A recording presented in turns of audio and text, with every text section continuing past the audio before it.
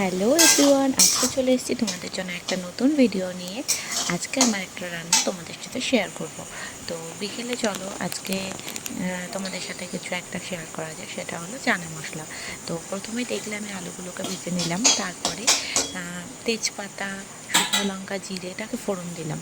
দেওয়ার পরে হালকা হালকা ভাজার পর ওটা যখন একটু লাল, মানে একটু বেশি ফোড়নই হবে, একটু বেশি তোমার লাল হবে, সরি আমি বলতে বলতে ভুলে যাচ্ছি। তো তারপরে পেঁয়াজটাকে দিয়ে দেবো। দেখো ধোয়া উঠছে, একটা ঝাঁপ টাইপ বেরিয়ে। তো এর মধ্যে আমি দিয়ে দিলাম পেঁয়াজ।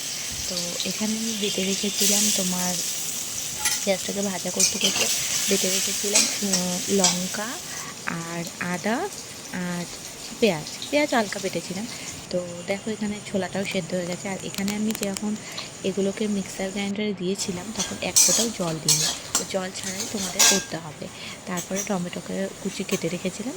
তা পেঁয়াজটা ভাজা হতে হতেই আমি দিয়ে দিয়েছিলাম টমেটো কুচিটাকে ভালোভাবে সাঁতলে নিয়ে তারপরে আমি এখানে দিয়ে দেবো তোমাদের মশলা। তো ফার্স্ট টাইম তো না, অত এক্সপিরিয়েন্স নেই তাই। তো দেখো এখন আমি মশলাটা দিয়ে দেবো। তোমাদের যদি আমার এই রান্না ভালো লাগে তো কমেন্টে তোমরা জানাতে পারো তোমরা কী ডিলিশিয়াস কী তোমরা দেখতে চাও, কী রান্না তোমাদের দেখতে ভালোবাসবে।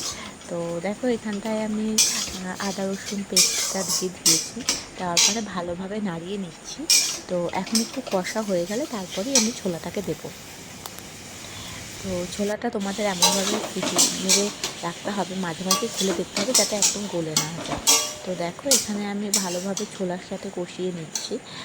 আর আমাদের বাড়ির লোক খুবই ভালোবাসে, তো এখানে কিছুটা ছোলা আমি রেখে দিয়েছিলাম যাতে ঝোলটা একটু চিনিবাড়ির মতো ঘন হয় তার জন্য।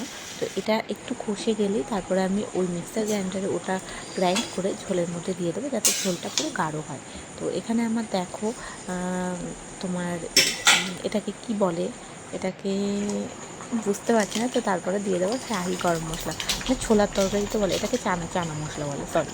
যেহেতু আমি ভালো খাই না তার জন্য এটা শুধুমাত্র আমার হাজব্যান্ডের রিকোয়েস্টে আমার বানানো। তো তোমরাও যদি এরকম স্বাদের জিনিস খেতে চাও তো আমার চ্যানেলটাকে ফলো রাখো, লাইক করো এবং সাবস্ক্রাইব করো।